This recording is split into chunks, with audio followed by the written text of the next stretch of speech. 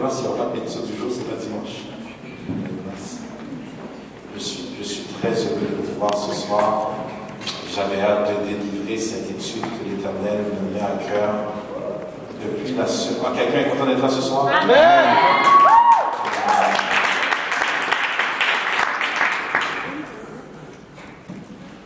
J'avais à cœur depuis la semaine dernière d'enseigner sur qu'est-ce que le vrai bonheur, qu'est-ce que le véritable bonheur, de la manière dont vous voulez le mettre, mais quelle est la définition que Dieu donne du bonheur, quelle est la définition que Dieu donne du bonheur.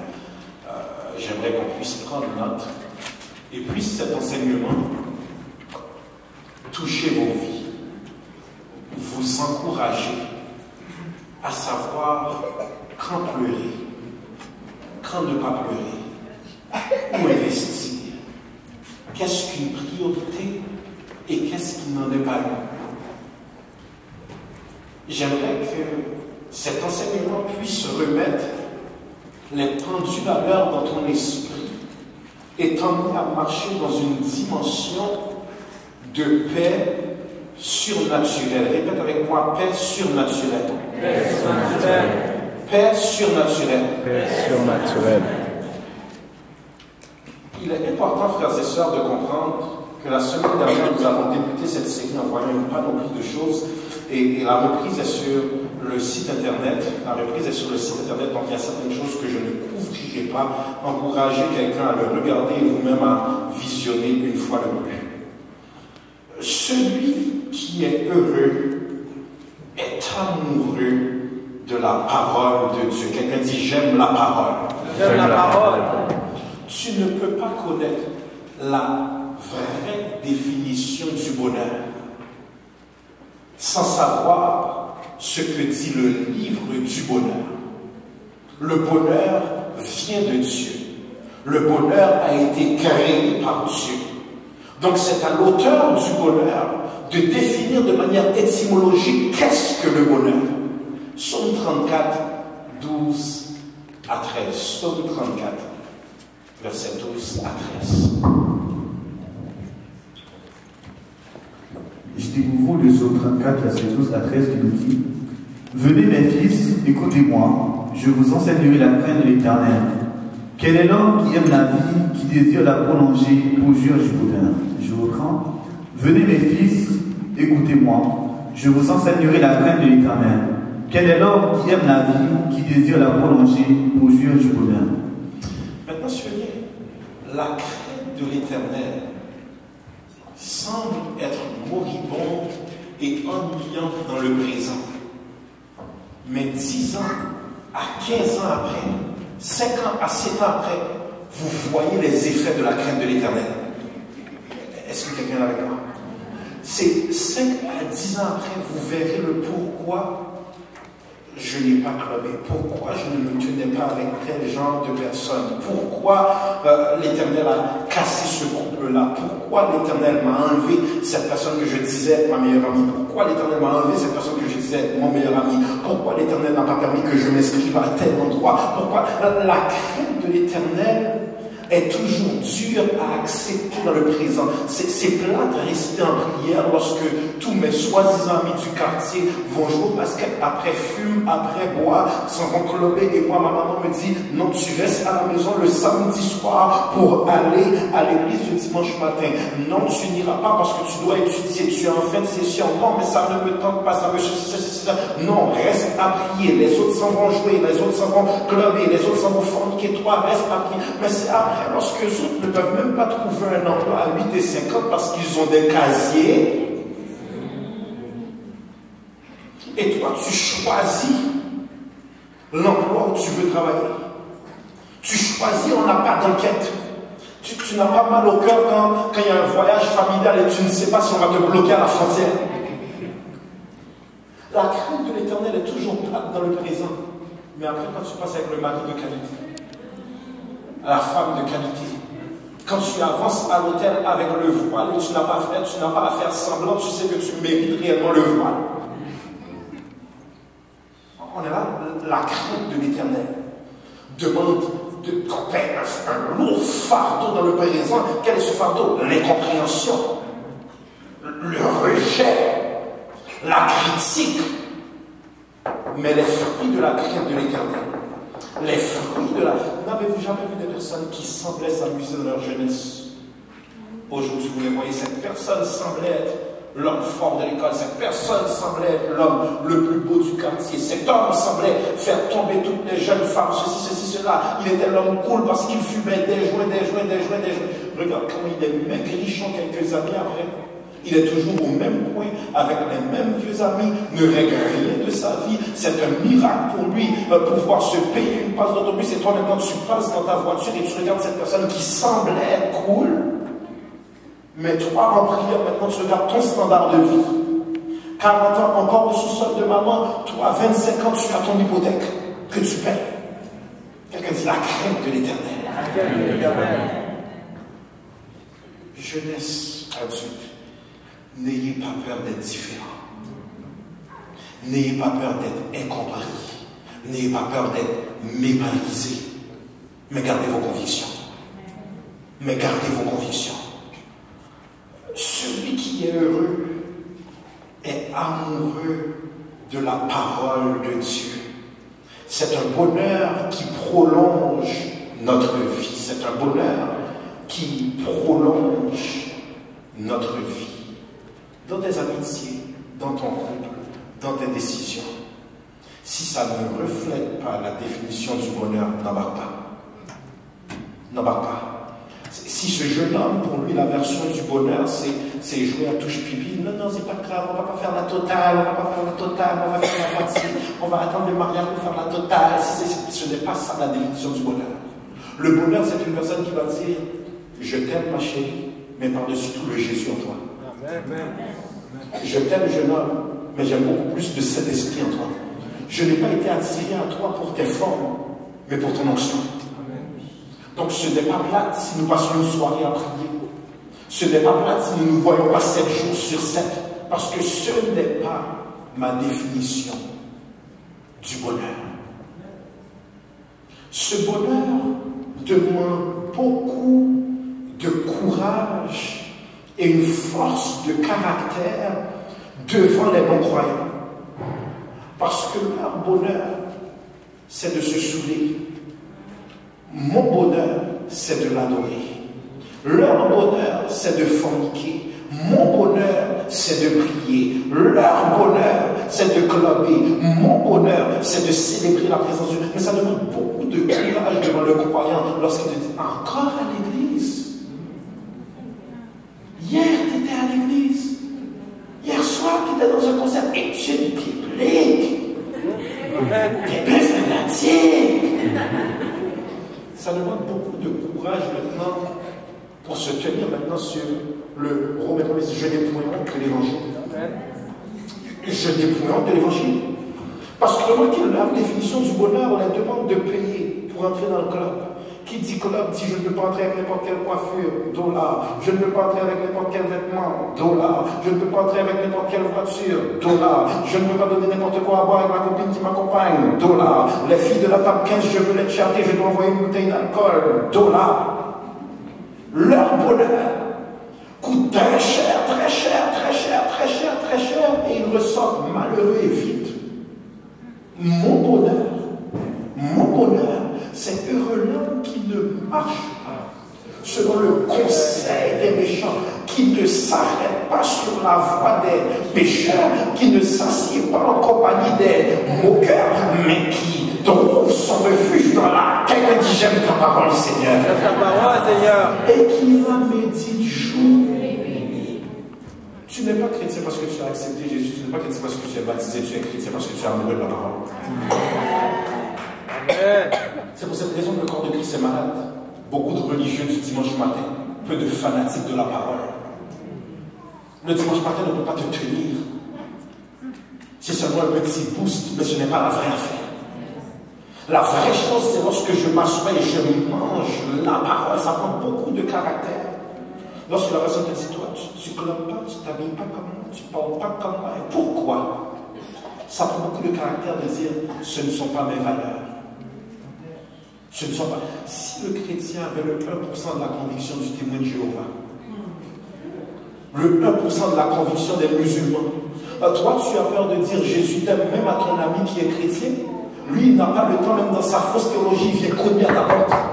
Un samedi matin, au moment où le sommeil est le plus doux. Et il vient avec la tour de garde, avec réveillons-nous. Ils n'ont pas le temps. Tu essaies de fermer la porte sur lui, il met son pied, il est prêt à briser son pied. Il va. J'étais passé samedi dernier, est-ce qu'il y a un bon moment pour revenir? Mercredi, j'étais passé mercredi dernier, est-ce qu'il y a un bon moment pour revenir? J'étais passé vendredi dernier, est-ce qu'il y a un bon moment? Mais mon bonheur, c'est de ne pas avoir peur d'être différent. Laissez-moi vous dire une chose, pourquoi les chrétiens attirent les mêmes résultats que ceux du monde? C'est parce qu'il n'y a pas réellement eu une mort spirituelle. Il n'y a pas eu réellement de mort spirituelle. Le chrétien a peur d'être différent. Donc, si lui, Anna commence une tendance, ça n'a même pas encore gagné Hollywood, ça a gagné l'église. Un porc de tête rasée, mais t'arrives, tu vois, à l'église, un porc de tête rasée original. On sort une nouvelle marque de vêtements, ça n'a même pas encore gagné la popularité dans le monde. N'inquiète-toi pas, la tendance va commencer dans l'église. Il y a des nouvelles tendances, on se perce partout, on se perce partout, on se perce partout, on se perce partout. Ça gagne la tendance dans l'église parce que nous ne connaissons pas qu'est-ce que le véritable bonheur. Qu'est-ce que le véritable bonheur? Par défaut, je ne veux pas me plier aux compliments de la société. Ce qui est plus important, c'est ce que Dieu dit de moi. Ce que Dieu dit de moi. Proverbe 1er 10. Proverbe chapitre 1er verset 10.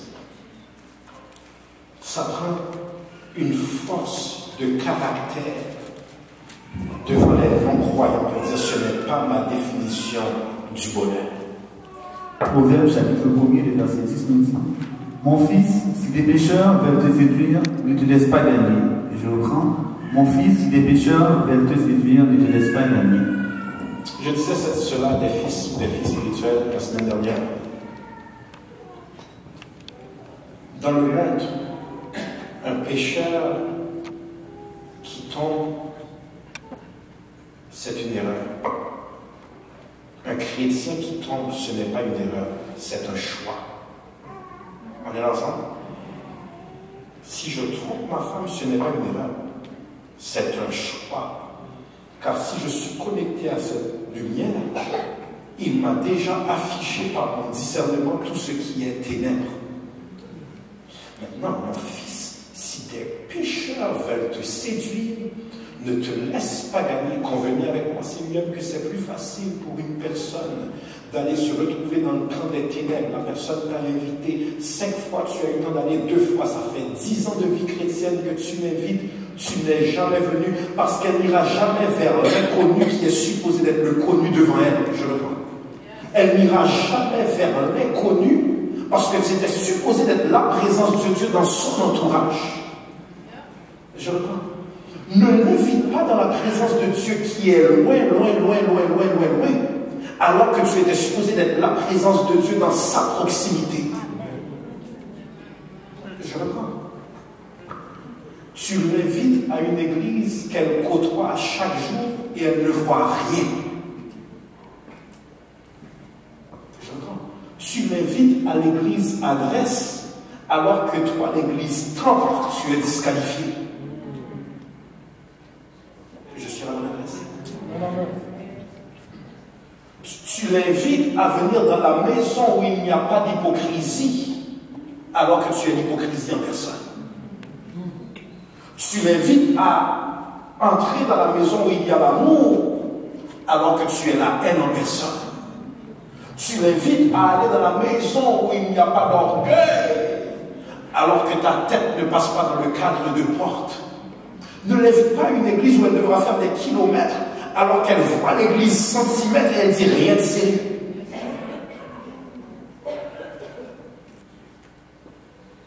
Si des pécheurs veulent te séduire, ne te laisse pas gagner. Qu'est-ce que ça veut dire, Pasteur? Si des pécheurs veulent te séduire, reconnais que ce n'est pas le véritable bonheur, c'est une joie empoisonnée. C'est une joie empoisonnée. Combien d'hommes ont voulu te séduire, jeune fille? Et finalement, tu te rends compte qu'il est un trompeur, il est un batteur, il est un menteur, il est ceci, il est cela. Mais quand le Saint-Esprit te disait fuis, fuis, fuis, fuis, fuis, ta chair disait non, non, non, non, non. Ne te laisse pas gagner. Ça veut dire, reconnais que ce n'est pas le vrai bonheur. Si des pécheurs, quelqu'un dit c'est une année de résistance. Une année de résistance. C'est une année de résistance. Une année de résistance. Ah, laissez-moi mettre ça tandis que je suis là, ensuite de son bouche. C'est très facile d'être sanctifié en hiver. Montrez à l'Éternel qui vous êtes cet été.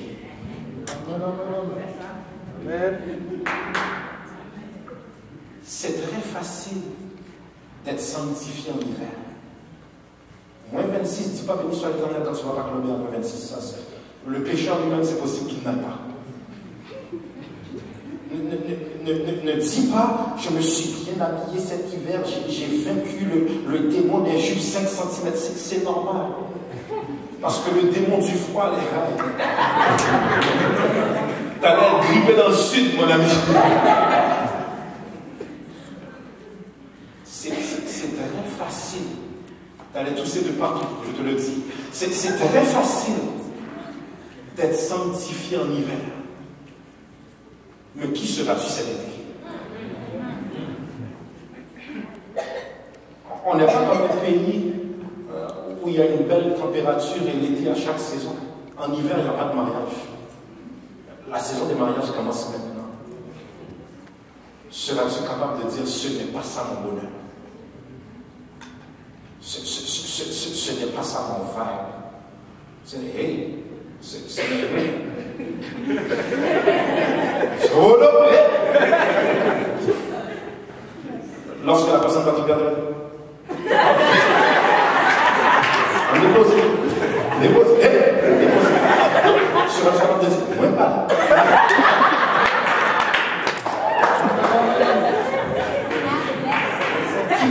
Qui seras-tu? Qui seras-tu?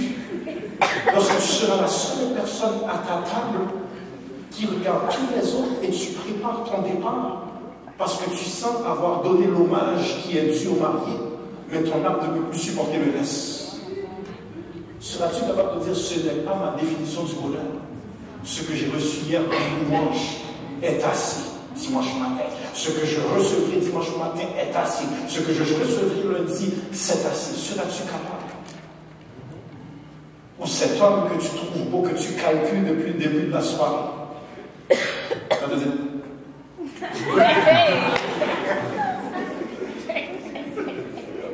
vas-tu aller vers la croix ou tu vas commencer par ça?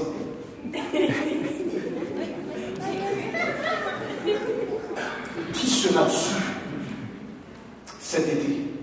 À Montréal, nous avons beaucoup de chrétiens de saison. Beaucoup de chrétiens de saison. En hiver, plus sanctifiés que les autres, il n'y en a pas. En été, nous sommes des panneaux publicitaires pour Satan. Répétons ensemble, qui seras-tu cet été? Qui sera-tu cet été? Cette version du bonheur qui est celui de Dieu me demande beaucoup de caractère. Mais fils, si tes pécheurs veulent te séduire, ne te laisse pas gagner, car en tout temps, prenez note, reconnais que le vrai bonheur, le véritable bonheur, se trouve uniquement dans la présence de Dieu. Répétons ensemble la présence de Dieu. La présence de Dieu. Quelqu'un crie la présence de Dieu. La présence de Dieu. Quelqu'un crie la présence de Dieu. C'est reconnaissant la puissance de la présence de Dieu que lorsque David a péché avec Beersheba, il dit reprends mon trône si tu veux, reprends les châteaux si tu veux, reprends les gardes du corps si tu veux, reprends les chevaux si tu veux, reprends les milliards de dollars si tu veux, mais ne me rejette pas loin de ta face, ne me retire pas, prends toutes choses, prends la couronne, prends la position, prends la notoriété, prends la popularité, mais conserve-moi ta présence, quelqu'un dit la présence de Dieu. Psaume 4, versets 7 à 9. La présence de Dieu. Psaume 4, versets 7 à 9. Psaume 4, versets 7 à 9 nous dit: Plusieurs disent qui nous fera voir le bonheur. Fais lever sur nous la lumière de ta face, ô Éternel. Tu mets dans mon cœur plus de joie qu'ils n'en ont quand abondent leur froment et leur mou. Je me couche et je m'endors en paix, car toi seul, ô Éternel, tu me donnes la sécurité dans ma demeure.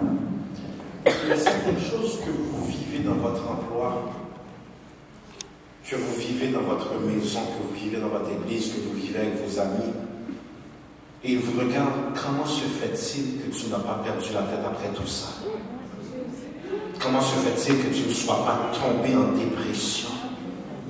Comment se fait-il que tu ne te sois pas suicidé? Et tu leur réponds: la présence de Dieu. Amen. La présence de Dieu. Lorsqu'une personne te fait plein de revendications dans un divorce, je prendrai ceci, je prendrai cela, je prendrai ceci, je prendrai cela, ne perds pas ta tête. Il ne pourra jamais te retirer la présence de Dieu. Il ne pourra jamais te retirer. Un ami te quitte, ne perds pas la tête. Tu as encore la présence de Dieu. Oh, ouais, la présence de Dieu est tellement importante. Homme de Dieu, David, le psaume 27 va dire: mon père et ma mère m'abandonnent, mais l'Éternel me recueillera.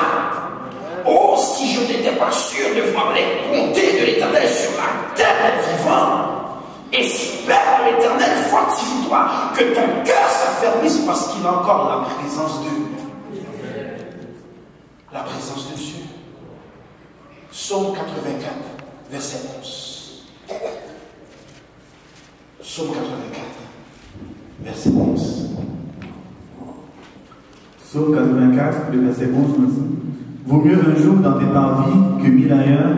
Je préfère me tenir sur le seuil de la maison de mon Dieu plutôt que d'habiter sous les tentes de la méchanceté. Je reprends. Mieux vaut un jour dans tes parvis que 1000 ailleurs. Je préfère me tenir sur le seuil de la maison de mon Dieu plutôt que d'habiter sous les tentes de la méchanceté. Fais tout en temps possible pour passer le plus de temps dans la présence de Dieu. Mais qu'est-ce que quand je parle de la présence de Dieu, je ne parle pas d'un temple physique. Je parle également que la présence de Dieu t'accompagne partout. Certaines fois, tu es avec quelqu'un, la personne t'envoie tellement de négativité. La personne critique, la personne parle, la personne bavarde. Dis, wow, cherchons la présence de Dieu. Lorsque tu ne comprends pas le mariage, ne réponds pas à l'invitation de frustration par des injures, cherchons la présence de Dieu. Il y a certaines personnes, c'est pour cette raison que Satan t'attaque toujours. Lorsque tu viens de recevoir la parole de Dieu, viennent un lot et un flot et des problèmes en abondance, parce qu'il veut retirer la paix que tu as reçue. Mais n'oublie jamais, partout où tu es, la présence de Dieu est là. Dans ta voiture, la présence de Dieu. Dans ta maison, la présence de Dieu. Dans ton école, la présence de Dieu. Prends du temps de passer, prends le temps de rester dans la présence de Dieu, de chérir la présence de Dieu, parce que c'est dans ce lieu maintenant que tu peux rester dans ta chambre haute et maintenant dire à l'Éternel ce que tu n'aimes pas, ce que tu ne comprends pas, ce que tu ne vois pas.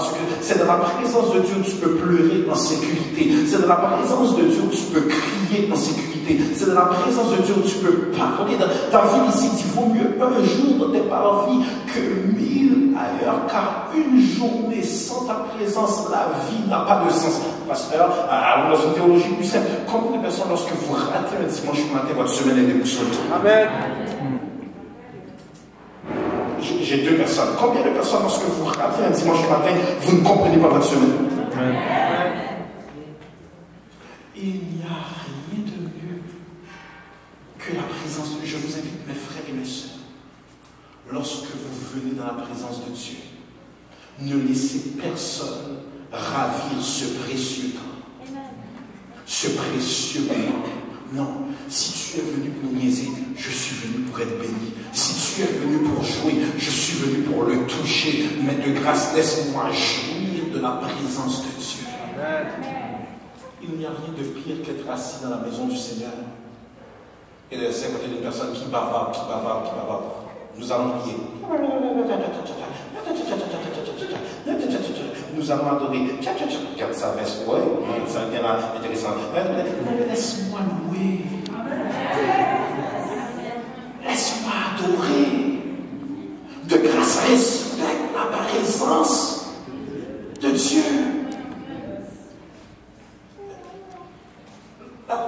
La présence de Dieu. Remarquez bien une chose. La présence de Dieu, tu ne peux pas te fatiguer. Tu ne peux pas t'épuiser. La saveur est toujours là. Mais comment peux-tu rester chez toi alors que tu as la puissance de cette présence? Mais le Global, ça fait 20 ans qu'à chaque samedi, c'est les mêmes rythmes. On sait exactement quand la fête va aller vers son pic. Maintenant! Et puis tout le monde se retrouve sur la piste. Toujours la même chose. Satan n'a même pas réinventé ou changé les toutes ou les déplacer. C'est la même chose. Le jazz haïtien vient en ville, il chante les mêmes choses. Et toi qui as la présence, je ne me suis jamais tanné de Dieu Tout-Puissant. Je ne me suis jamais tanné à de nouveaux combats. J'ai lu le psaume 23 toute ma vie dans un esprit de révélation. Je ne peux pas m'en lasser parce que la présence de Dieu est toujours nouvelle. On ne peut pas s'habituer de Dieu. Plus j'essaie de voir à quel point il est bon, il se dépasse encore. Quelqu'un dit la présence de Dieu. La présence de Dieu. La présence de Dieu. La présence de Dieu. Ne laisse jamais Satan te faire rater un rendez-vous galant avec Dieu. Jamais. Parce que cette fois, tu boules les vicissitudes de la vie, font en sorte que tu ne vas pas, je n'irai pas à l'église, je ne suis pas de bonne humeur. Mais où vas-tu trouver la joie si tu ne viens pas dans la maison de la joie? Il dit, je vous donne ma paix. Je ne vous la donne pas comme le monde, que votre cœur ne se trouble point. Que malgré les circonstances, malgré les vicissitudes, malgré l'intensité de la tempête, que votre cœur ne se trouble point. Acte 2, 28. Quelqu'un dit la paix au nom de Jésus. La paix au nom de Jésus. Acte chapitre 2, verset 28. Acte chapitre 2, verset 28 nous dit: Tu m'as fait connaître les sentiers de la vie. Tu me rempliras de joie par ta présence. Je reprends. Tu m'as fait connaître les sentiers de la vie. Tu me rempliras de joie par ta présence. J'ai eu une illumination pendant que l'homme de Dieu disait que je vais déclarer sur elle. N'est-ce pas bien de louer un Dieu qui nous respecte, qui nous aime et qui nous valorise? Je ne peux pas comprendre comment quelqu'un peut mener cette vie sans passer du temps dans la présence de Dieu. Tu dis que tu te sens bien dans le monde. J'ai écouté la musique du monde. J'ai vu l'étymologie des mots. Satan n'a aucun respect pour les femmes. Amen. C'est vrai. Satan n'a aucun respect. Parce que pour être dans sa présence, tu dois être à moitié nu. Pour être dans sa présence, tu dois être lesbienne, tu dois être bisexuel. Pour être dans sa présence, tu dois être capable de turn up. Qu'est-ce que le turn up? C'est moins tu es habillé, plus selon les standards du monde, tu es à la mode. Il faut que ta tête soit n'importe comment. Il faut que tu parles n'importe comment. Il faut que tu sois une fille facile. La présence de Dieu te dit non, ma chérie, tu n'as pas à faire tout ça. Tu as de la valeur à mes yeux. Pour être dans la présence du diable, je dois me détruire par les drogues, je dois me détruire par la pornographie, je dois me détruire par l'adultère, je dois me détruire par ceci, cela. Plus tu es sale, plus tu es connu et plus tu es respecté selon ces standards. La présence de Dieu ne me demande pas de me dégrader. Il dit, adore-moi, je t'élèverai dans des dimensions que tu n'as jamais connues. Quelqu'un dit, vive la présence de Dieu. Vive la présence de Dieu. Vive la présence de Dieu. Vive la présence de Dieu. À chaque fois que tu aimerais négocier ton identité, souviens-toi de ce que le diable dit de toi. Souviens-toi de ce que le diable dit de toi. La présence de Dieu. Acte 2, 28 reprend de Dieu. La présence de Dieu. Acte chapitre 2, verset 28 nous dit: Tu m'as fait connaître les sentiers de la vie. Tu me rempliras de joie par ta présence. Tu m'as fait connaître les sentiers de la vie. Tu me rempliras de joie par ta présence. Tu me rempliras de frères et sœurs, faisons ce test ce soir. Combien de personnes vous êtes entrées ici avec l'esprit rempli de problèmes? À l'instant où vous vous êtes mis à adorer, c'est comme si l'Éternel a installé un Alzheimer spirituel. C'est comme s'il y a eu une rupture entre le temps et vous êtes entrés dans l'éternité. Et vous êtes dans la présence de Dieu. Vous voyez les anges, vous voyez une paix qui vous permet de vous évader quelques instants de vos problèmes. C'est ça la présence de Dieu. C'est ça la présence de Dieu. Ce n'est pas quelqu'un qui doit aller sniffer la poudre, essayer de t'éloigner de ta réalité, t'éloigner de ta femme qui t'énerve. Non, la présence de Dieu, c'est qu'il me remplit de joie. Ça ne veut pas dire que le problème a disparu. Sa puissance pour me dominer n'est plus. La présence de Dieu. Tu me rempliras de joie. Maintenant, souviens, amoureux de lui, il me donnera les vanités, car il a confiance en mon intégrité. Amoureux de lui, ça veut dire quoi? L'homme de Dieu, c'est ce que tu as prêché hier. Si je cours derrière Dieu, je n'ai plus à courir derrière la bénédiction. Car par défaut, la bénédiction maintenant devra courir derrière moi. Et c'est possible que j'aille trop vite. Je reprends. Au meilleur de mes souvenirs, la révélation était profonde. Ouais, homme de Dieu, vas-y, déclare ce point-là. C'est toi qui l'as enseigné. Vas-y, j'aimerais que tu relâches ce point-là.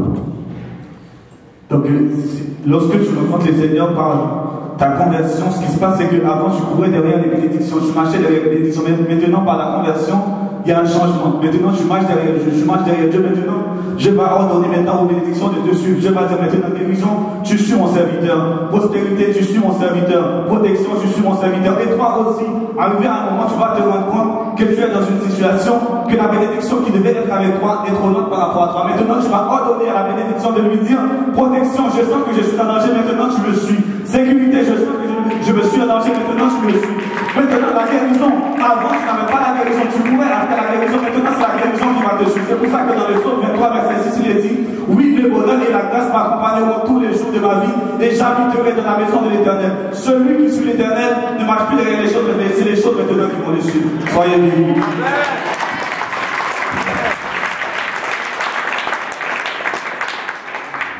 Voilà ce que fait le véritable bonheur.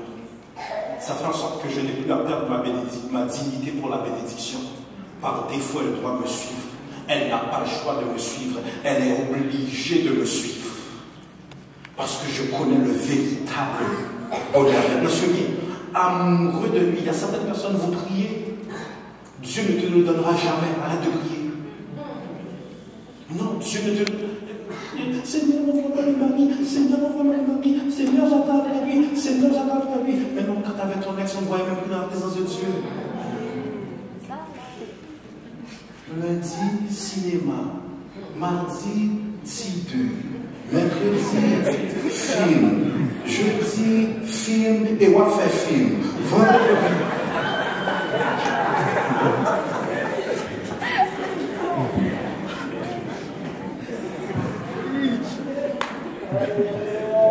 Non, mais quand je vais au cinéma, Kim Kardashian a sorti un nouveau film. Walfa Kim.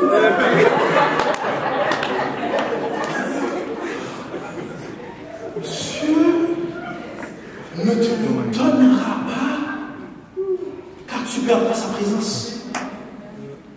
Tu perdras sa présence. Dieu t'a testé dans la Civic 92. Tu avais trop de projets maintenant pour être dans sa présence. Maintenant, tu es à pied, et c'est la raison pour laquelle tu es ici pour prier. L'Éternel sait déjà maintenant que ta consécration est attachée au fait que tu vas perdre la carte opus, donc il va la laisser là. Et il te dit maintenant, ma grâce te suffit. Ma grâce te suffit. Non, il y a certaines personnes, vous priez pour la maison. La journée que l'Éternel vous donnera la maison. Tu es le dimanche matin. Je ne pouvais pas. Quelqu'un est venu mettre un pavé uni. Bon, tu sais, on met le gazon, mais tu sais, je me dis dans la chambre de Yaya. Tu n'as plus le temps pour Dieu parce qu'il ne peut pas te faire confiance avec les vanités de ce monde. Pourquoi a-t-il béni Abraham? Parce qu'Abraham était prêt à tout abandonner. sans savoir où Dieu allait l'envoyer. Abraham était même prêt à donner son fils unique. Et maintenant, l'Éternel a vu à quel point son cœur est désintéressé des choses d'en bas. Et il a dit, je peux faire confiance avec les choses d'en haut. Pourquoi a-t-il béni Job? Parce que certaines personnes, si l'Éternel te donne le J dans Job, tu l'as déjà abandonné. Il t'a même pas encore donné le A, il t'a donné Ch. Tu l'as quitté. Ch, je ne prie plus. Ch, je retourne dans le monde. Ch, je commence à douter. Dieu ne peut pas te faire confiance parce qu'il dit, tu te sers de moi, mais tu ne me sers pas. Ça prend une force de caractère et la définition du véritable bonheur pour dire l'Éternel a donné, l'Éternel a ôté, que son Seigneur soit. Je ne l'ai jamais loué pour ce qu'il me donnait, mais pour qui il est. Quand tu as une dépression, tu es prêt à passer au suicide comme tu as perdu un mari, alors que tu as perdu un ex de moi. Calme-toi. Qu'est-ce que tu as? C'est juste un ex. C'est juste un ex. Je ne peux plus adonner, je ne peux plus, j'ai besoin de souple, j'ai faiblesse. Calme-toi.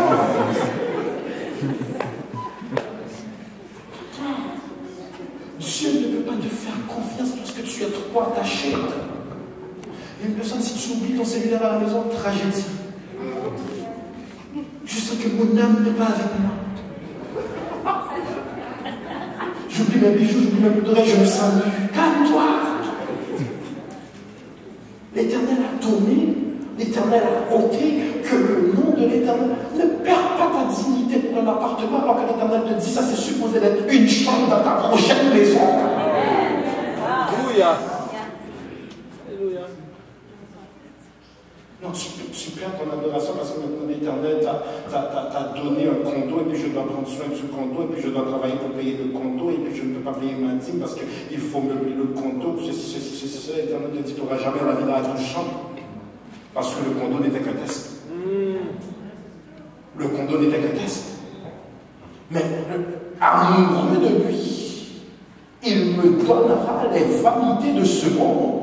Parce qu'il peut faire confiance à mon intégrité. Nous allons acheter ça dans la parole. Psaume 84, verset 12. Est-ce que vous avez béni ce soir? Amen. Psaume 84, verset 12. Psaume 84, verset 12 nous dit: Car l'Éternel Dieu est un soleil et un bouclier. L'Éternel donne la grâce et la gloire. Il ne refuse aucun bien à ceux qui marchent dans l'intégrité. Je reprends. Car l'Éternel Dieu est un soleil et un bouclier. L'Éternel donne la grâce et la gloire. Il ne refuse aucun bien à ceux qui marchent dans l'intégrité. Il ne refuse aucun. Quelqu'un dit aucun bien. Aucun bien. Quelqu'un dit aucun bien. Aucun bien. À ceux qui marchent dans l'intégrité. Ça veut dire quoi? Sanctification égale promotion. Je reprends encore ton âme, mon Dieu. Et ton exhortation. Il ne refuse aucun bien à ceux qui marchent derrière lui. Si je marche derrière Dieu, je n'ai même pas encore dit, Seigneur, j'ai besoin de la main. Il dit, la maison se trouve là. Va voir tel banquier, il va te donner le prêt pour la maison. C'est ça que tu voulais dire, mon enfant? Seigneur, je n'ai même pas encore fini de prier. Il connaît ton cœur. Amen. Il connaît ton cœur. Seigneur, voici tel genre de mari que j'aime. Bonjour, comment allez-vous? Que le Seigneur vous bénisse. Je vous trouve très belle. Ça fait 25 minutes que je. Moi, oui, toi.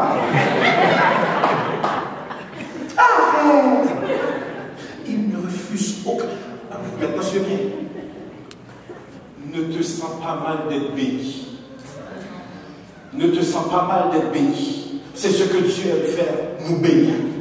Ne te sens pas mal d'être belle, ne te sens pas mal d'avoir des beaux souliers, ne te sens pas mal d'avoir une belle montre, ne te sens pas mal d'avoir une belle maison, ne te sens pas mal d'avoir une belle voiture. N'y attache pas ton cœur. N'y attache pas ton cœur. Donc la même louange que je lui donne dans la Mercedes S500, dans la Rolls-Royce, la Bentley, la Lamborghini, appelez-la comme vous voulez, c'est la même louange que je lui donnerai s'il me donne une bicyclette CCM. La même louange que l'autre va donner dans son jet privé à 65 millions de dollars. C'est... Amen. Amen. La même louange que je vais donner si je mange du riz à chaque jour c'est la même louange que je vais donner si je...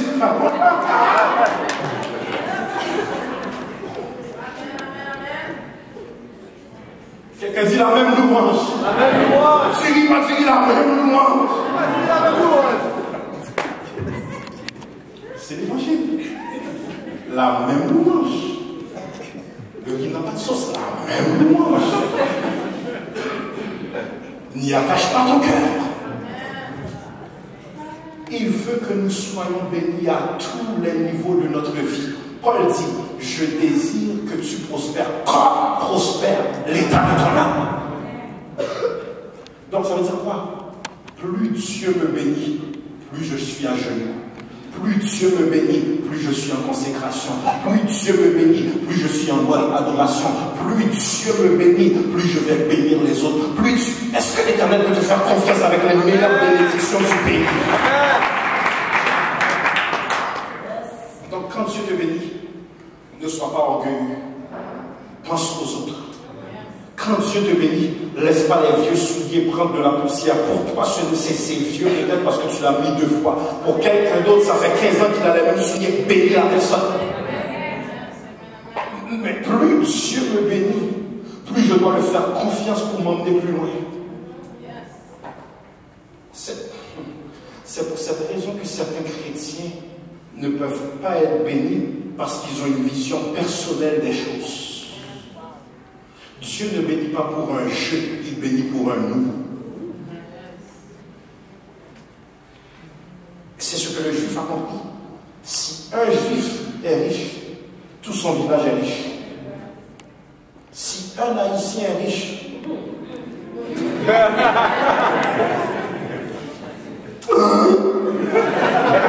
encore là. Oui. C'est pour cette raison que l'haïtien ne te dira jamais qu'il vient de Cité Soleil de la honte. Tout le monde vient de Port-au-Prince. Tout le monde. Okay? Tout le monde est à combien de personnes? Fait recto, fait philo,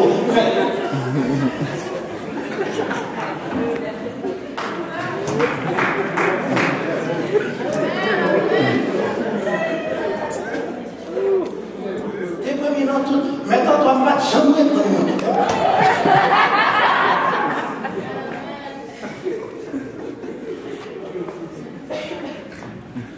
Refusons d'être impressionnés par les vanités de ce monde. Un bonheur produit par le sens des priorités. Un bonheur produit par le sens des priorités. Répète avec moi, le sens des priorités. Le sens des priorités. Colossiens 3, verset 1er à 2. Colossiens 3, verset 1er à 2. Par le sens des priorités.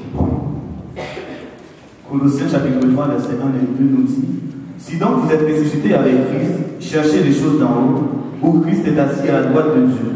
Affectionnez-vous aux choses d'en haut et non à celles qui sont sur la terre.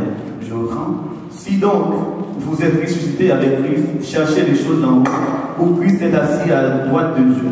Affectionnez-vous aux choses d'en haut et non à celles qui sont sur la terre. Quelqu'un dit affectionnez-vous aux choses d'en haut. Affectionnez-vous aux choses d'en haut. Matthieu 6, quand on va mettre comme ça, recherchez d'abord le royaume et sa justice et par la suite toutes les autres choses vous seront données par-dessus. Maintenant, ce somme-là, affectionnez-vous aux choses d'en haut et non celles qui sont sur la terre. Ça veut dire quoi? Je ne vais pas perdre mon temps à prier pour une voiture, pour une voiture, pour une voiture, pour une voiture, pour une voiture, pour une voiture, alors que lui a créé le soleil, a créé les étoiles, a créé bien plus que ça. Je préfère m'affectionner à celui qui donne la bénédiction plutôt que la bénédiction. Parce que si je gagne le cœur de celui qui donne la bénédiction, il me donnera plus que ma demande. Combien de personnes vous avez été bénis dans un domaine et vous dites Seigneur, je n'avais pas prié pour tout ça. Vous avez été bénis par un emploi, vous dites Seigneur, je n'avais pas prié pour tout ça. Vous avez prié pour un mari, vous dites Seigneur, je n'avais pas prié pour tout ça. Vous avez prié pour une femme, vous dites Seigneur, je n'avais pas. Quand j'ai vu Bill, j'ai dit Seigneur, j'avais prié, mais je n'avais pas prié pour tout ça. Amen. Je n'avais pas prié pour tout ça, mais c'est un bonus. Affectionnez-vous aux choses d'en haut. Où Christ est à... Monsieur dit non. Affectionnez-vous aux choses d'en haut. Ça veut dire que je dois commencer à briller avec le sens des priorités. Demande pas à l'Éternel une maison. Demande à l'Éternel qui te donne la sagesse de gérer tes finances. Priorité. Ne demande pas à l'Éternel un mari ou ne demande pas à l'Éternel une femme alors que tu es un copain pitoyable. Demande à l'Éternel de t'aider à avoir une certaine sagesse pour éviter un divorce certain. Amen. Amen. Tu ne peux pas demander à l'Éternel de mettre quelqu'un d'autre en prison éternellement alors que tu es un poison, alors que tu te regardes dans le miroir et tu penses être un cadeau. Non, tu es un poison. Demande à l'Éternel de t'aider à te fixer. Tu n'es même pas encore marié, tu lui manques de respect dans le mariage, tu feras quoi? J'étais à la clinique il y a 2 ans de ça.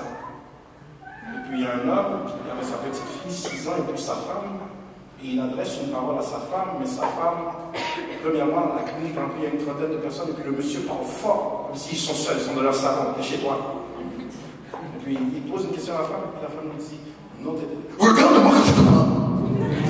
Et puis il prend le journal, il frappe le journal par terre. C'est pas ça, je te parle, je me regarde.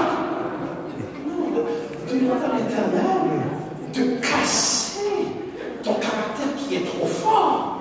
Maintenant, tu ne peux pas dire, Seigneur, je te demande d'ajouter à mon rêve. Tu ne mérites pas. Il faut prier avec le sens des priorités. Il y a quelqu'un dans ce lieu, tu dis, Seigneur, je te prie pour $100 000 par année. Tu as $10 000 de dette sur $500 d'André. Seigneur, donne-moi une belle maison, donne-moi des fournitures. Ça fait 2 ans que tu traînes avec une carte de $500 chez Bruy Martineau. Sens des priorités.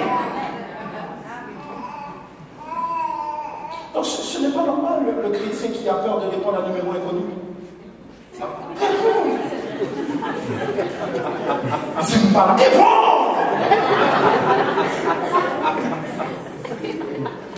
Le sens des priorités. Ça veut dire quoi? Le véritable bonheur signifie je ne suis pas obligé de tout avoir maintenant. La vie est un processus, non pas un produit fini.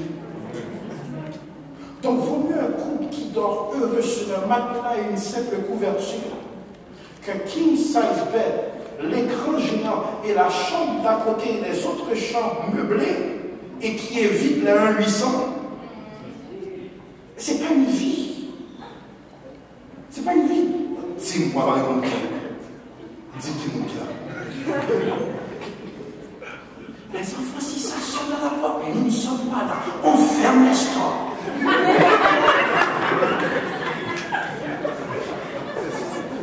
Le véritable bonheur vaut mieux un pain sec dans la maison avec la présence de Dieu qu'une maison remplie de viande mais qui n'a pas la joie. Mais c'est bien, ça fait 5 ans qu'on prie pour une maison, ça fait 5 ans qu'on prie pour une maison. Je ne comprends pas, les enfants s'empilent, on ne voit pas d'où vient la provision. Mais arrête, ton bébé a des Jordan, l'autre fille a des Timberland, toi tu t'habilles comme une femme millionnaire alors que...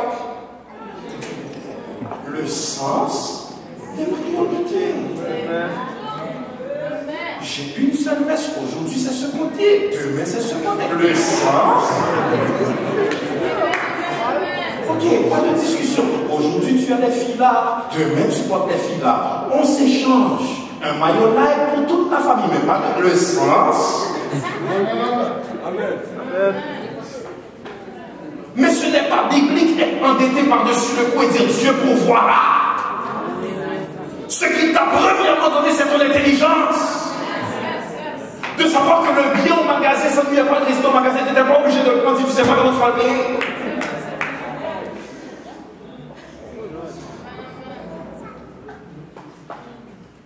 Quand les crédits sont remplis, c'est là.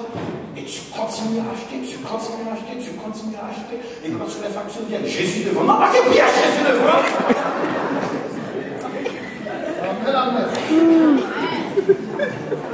Le vrai bonheur, c'est respecter un processus et dire Dieu me bénira en mon temps et dans ma saison. Amen. Mais je ne ferai pas de folie par compétition. Si tu as une belle Mercedes, béni soit l'Éternel pour toi. Mais j'ai la même présence de Dieu dans ma Civic. Si tu as une BMW, béni soit l'Éternel. C'est pour ça que tu peux inviter les Haïtiens chez toi. Parce que lorsqu'ils voient à quel point tu es béni, ils ne savent pas à quel point tu t'es sacrifié. Et ils veulent mener le même train de vie que toi. Tu ne peux pas être béni comme moi. J'ai prié pour ça. J'ai économisé pour ça. Je me suis pas privé pour ça. Tu ne peux pas être béni comme moi. J'ai conservé mon argent. Je ne l'ai pas dépensé dans n'importe quoi. Donc si tu me vois rouler, ne m'envie pas. Bénis le ciel pour moi. Parce que j'avais un sens des priorités.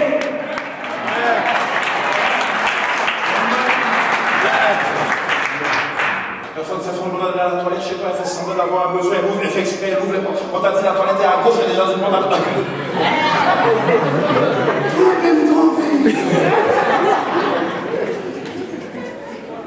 Le véritable bonheur ne bouge pas. Est-ce que vous êtes bénis ce soir? Amen. Ne bouge pas par compétition.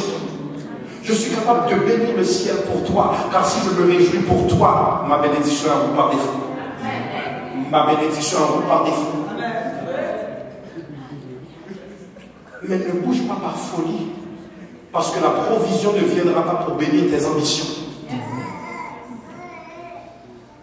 La bénédiction ne viendra pas pour embellir tes ambitions.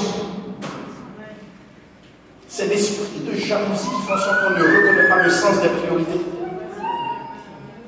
Tu veux le même mariage qu'elle. Et tu regardes le jeune homme maintenant. Mon mariage n'était pas comme ça. Mon cadeau de fête n'était pas comme ça. À chacun ses priorités. Évitez toute forme de jalousie. Amen. Parce que ton nom, c'est ce que tu as de plus précieux. Au niveau spirituel, c'est la réputation. Même dans ce pays, si tu n'as pas de nom, tu ne peux pas acheter un clou. Vraiment, si tu n'as pas de nom, tu ne peux pas acheter un clou. Certaines personnes se sont endettées par compétition. Tu dois 10 000 $ de crédit, tu ne sais même pas comment tu l'as dépensé. C'est un péché. La Bible dit l'excès en toute nuit, c'est un péché. C'est un péché. Ne pas reconnaître le sens des priorités. Une café, tout. Non, tu ne peux pas.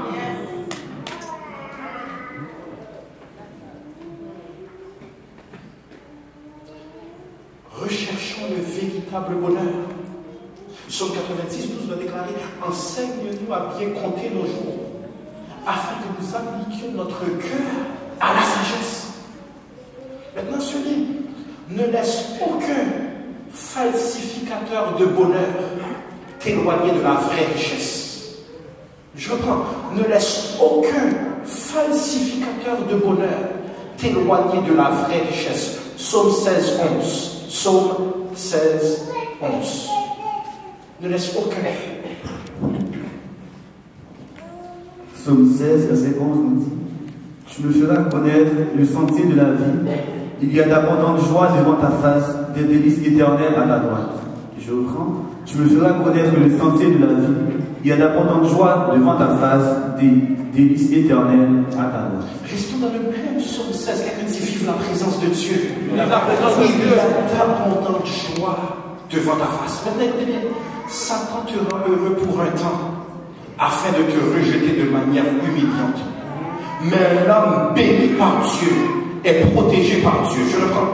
Un homme béni par Dieu est protégé par Dieu. Il y a certaines personnes qui te voient dans la dimension d'excellence que tu es et qui disent: non, dans quelques temps, elle va perdre la maison, ne l'occupe pas. Dans quelques temps, elle va perdre la voiture, ne l'occupe pas. Dans quelques temps, cette personne sera congédiée. Non, tu ne m'as pas béni. La Bible va déclarer dans ma texte: c'est la bénédiction de l'Éternel qui enrichit. Il ne la fait suivre d'aucun chagrin. Dieu ne va pas bouger à cause de ta jalousie. Plus tu es jaloux, plus il va me bénir. Plus, plus tu me détestes, plus il va me bénir.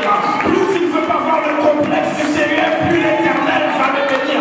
Mais c'est la bénédiction de l'Éternel qui enrichit de la facile ton cœur. Depuis que ta bénédiction vient de Dieu n'est pas peur. Amen. Non, le prix que tu sais que tu ne l'as pas obtenu dans la magouille, n'aie pas peur. Amen. Tu ne l'as pas obtenu dans la jalousie par esprit de compétition, n'aie pas peur. Même lorsque tu ne vois pas où viendra la provision, n'aie pas peur. Dieu va éclater une source d'eau dans le désert parce que c'est lui qui t'a béni. Une personne bénie par Dieu est protégée par Dieu. Lève ta main, je le reçois au nom de Jésus. Psaume 16, 5 à 9. Psaume 16, verset 5 à 9, je lis pour vous. L'Éternel est mon partage et mon calice. C'est toi qui m'assures mon lot. Un héritage délicieux m'est déchu, une belle possession m'est accordée. Je bénis l'Éternel, mon conseiller. La nuit même, mon cœur m'exhorte. J'ai constamment l'Éternel sous les yeux. Quand il est à ma droite, je ne s'en chancelle pas. Aussi mon cœur est dans la joie, mon esprit dans l'allégresse et mon corps repose en sécurité. Aussi l'Éternel est à ma droite, je ne chancelle pas.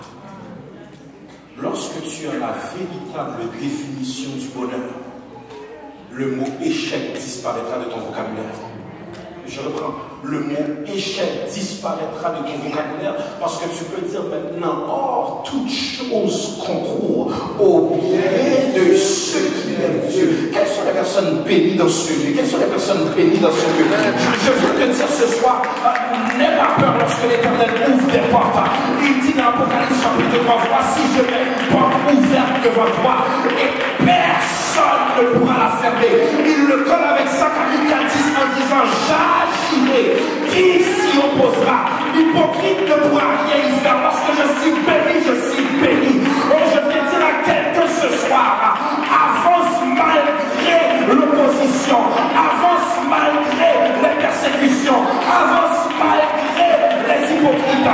Le psaume 60 au verset 14 va déclarer, oh l'Éternel te bénit devant tes ennemis. Oh, laisse-moi te dire une chose, lorsque l'Éternel te bénit, tu n'as pas à craindre, personne ne pourra voler cette bénédiction.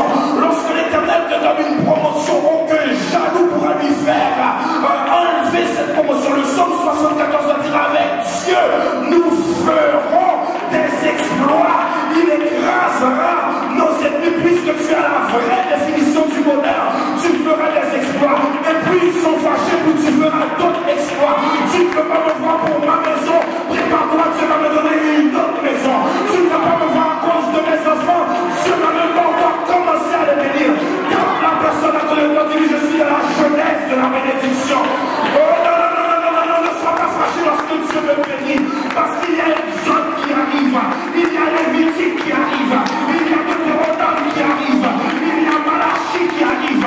Il y a Matthieu qui arrive. Il y a Thessaloniciens qui arrive. Il y a Apocalypse qui arrive. Oui, le bonheur et la grâce m'accompagneront tous les jours de ma vie. Oh Satan, prépare-toi à être frustré parce que le bonheur sera toujours dans mon adresse.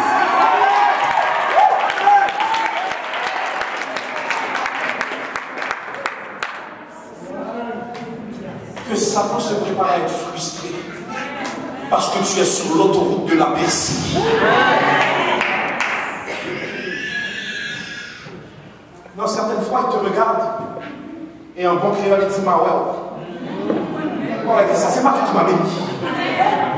Lorsque l'Éternel a réuni le conseil des cieux pour dire, je vais bénir le pasteur Ami, je vais bénir le pasteur Caleb, il t'a pas invité. Lorsque l'Éternel a décidé de t'envoyer à Val, moi t'envoyer à Val d'Ebris, de donner ce diplôme, de donner cette... il n'a pas eu à consulter les gens. Donc ne perds jamais ton temps à être jaloux d'une personne qui est bénie. Tu risques de tomber de frustration. Tellement tu diras, je ne comprends pas. Comment l'Éternel peut bénir? Tu n'as pas à choisir qui est un béni de Dieu qui ne l'est pas. Amen. Tu me vois, tu glorifies le Seigneur, tu péris avec ta frustration, mais je reste avec en mode bénédiction. Avec Dieu, nous ferons des exploits et il écrasera nos ennemis. Vérifie si ton bonheur vient de Dieu. Le bonheur qui vient de Dieu est accompagné de paix. Est accompagné de paix. Proverbe 10, 22. 10, 22. La semaine prochaine, je donnerai la dernière partie de cet enseignement. Proverbe 10, 22.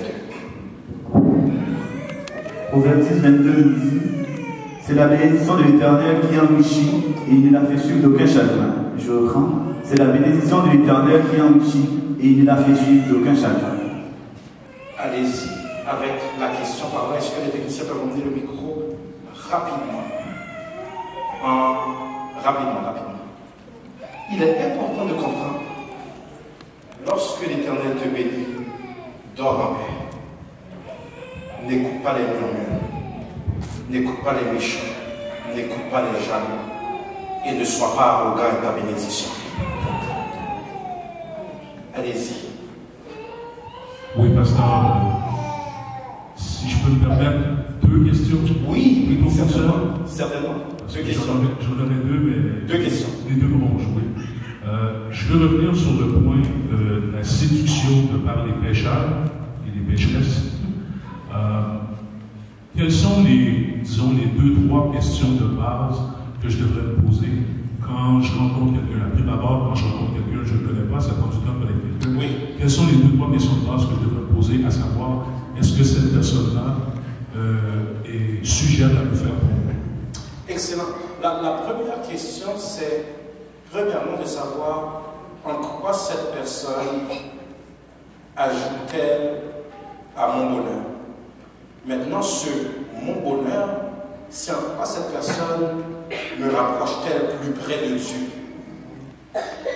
Donc je dois faire un sondage. Est-ce une personne qui m'approche de Dieu ou qui est susceptible de devenir ma priorité, qui produira un échec inévitable? Je reprends.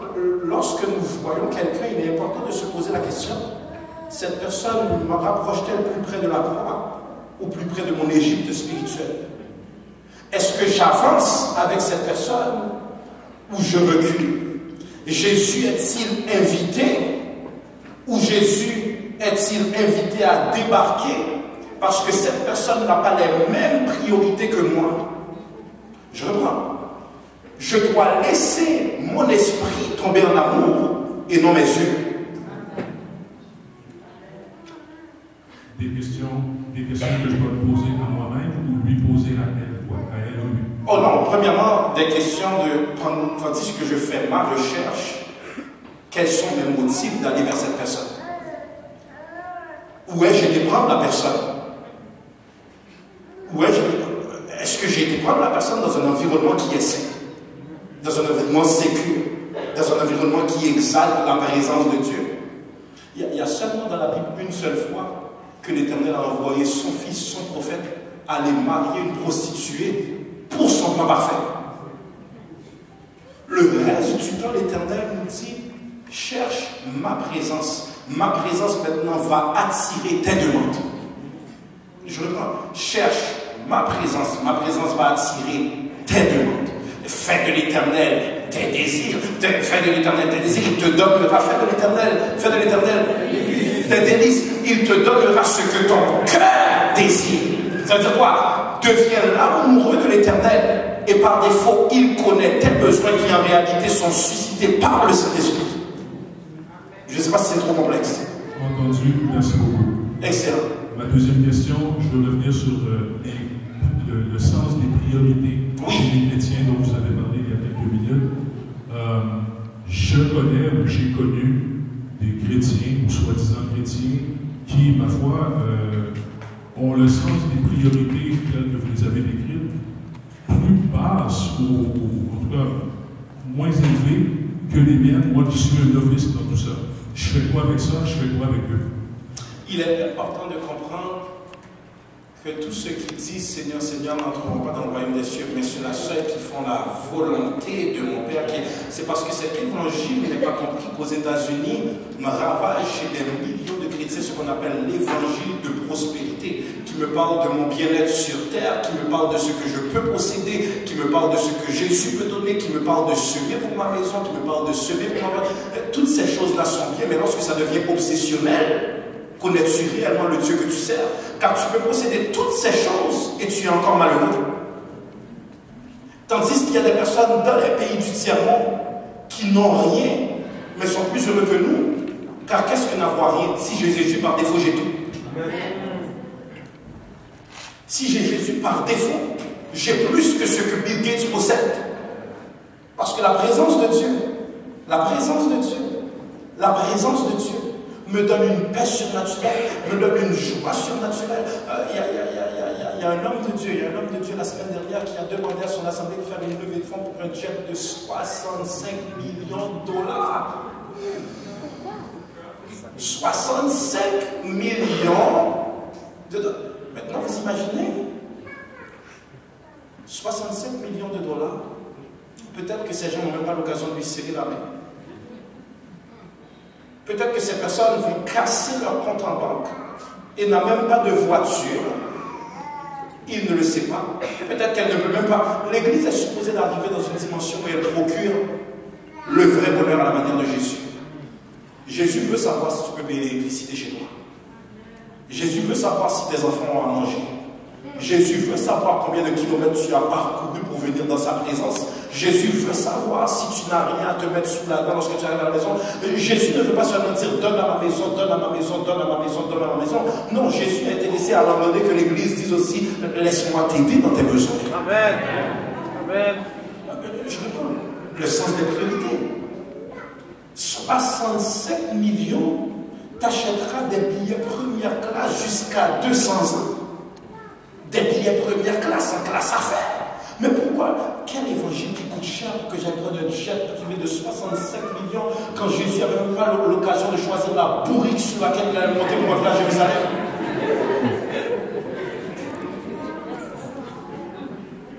65 millions pour aller donner l'évangile en style. Je crois aux hommes de Dieu bénis. Je le crois, je suis moi-même et j'aspirais à être multimillionnaire s'il le faut pour les besoins de l'évangile. 65 millions pour un jet privé, pour aller dire dans les pays pauvres, Jésus vous aime. Et tu descends ton jet privé là où ils n'ont même pas de chevaux, dire Jésus t'aime. Et arriver à ton jet privé, tes escaliers t'attendent pour non pas aller dans les cailloux de Port-au-Prince, dans les cailloux de l'Afrique, mais pour aller dans un hôtel 5 étoiles alors que tu donnes l'évangile à des tiers-mondistes pour dire Jésus t'aime. Et je conclue. Après avoir atterri le jet privé, cette pauvre assemblée qui te reçoit doit mettre au moins 20 000 $ d'essence dans ton jet privé pour te renvoyer d'où tu es sorti. Et tes honoraires de prédication n'ont pas encore été honorés, s'il vous plaît. Donc à la fin de la journée, ce Jésus t'aime m'a coûté 60 000 $ pour 30 minutes de message. Oh my God, il m'aime. Est-ce que quelquefois le sens des priorités? Je conclue. Comment m'expliquer maintenant que si je vois un prédicateur à la télé, il est aussi inaccessible que le président Obama? Non, si je le veux, ça va coûter 45 000 $ parce que lui, il a un méga ministère. Donc pour qu'il vienne à mon église, je dois quasiment réhypothéquer. What? Jésus se faisait accessible. J'ai été dans une cérémonie dernièrement, dans un événement, on m'a invité à un grand événement spirituel. Il y avait plus de 3000 personnes dans la place. Une fille dansait dans la présence de Dieu et puis laissait approcher trop près. La sécurité n'ont pas raccompagné l'enfant d'où elle sortait. La sécurité, on fait comme au football. Ils l'ont fait. Et l'enfant a revolé. Elle revolait théologie spéculative. Mais j'étais juste dans la présence de Dieu, moi. Mais non, parce qu'elle s'approchait auprès du ministre. Et Jésus lui-même, nous sommes plus royalistes que le roi. Toi, tu lui donnes un coup de coude pour lui dire qu'elle a dépassé son périmètre. Jésus dit, laissez venir à moi les petits enfants. Nous sommes plus royalistes que le roi. Parce que n'ayant pas le sens des priorités, nous avons oublié que nous sommes des rois de Dieu. non pas des vedettes. J'ai mal à la tête quand quelqu'un me dit ça fait 5 ans que je suis à mon église, j'ai jamais salué mon pasteur. J'ai jamais salué, je n'ai pas dit bonjour, il ne connaît pas mon nom. Non, ça nous demande beaucoup d'humilité pour savoir quand Jésus n'a pas de vedette. Nous sommes tous des serviteurs inutiles. Nous sommes tous des serviteurs inutiles. Si Jésus se fait accessible, je peux l'appeler à n'importe quelle heure. Restons humbles. Restons humbles. Le véritable bonheur, ce n'est pas la popularité, ce n'est pas le compte en banque, ce n'est pas la notoriété. C'est que l'Éternel me connaît et je le connais. Et que ce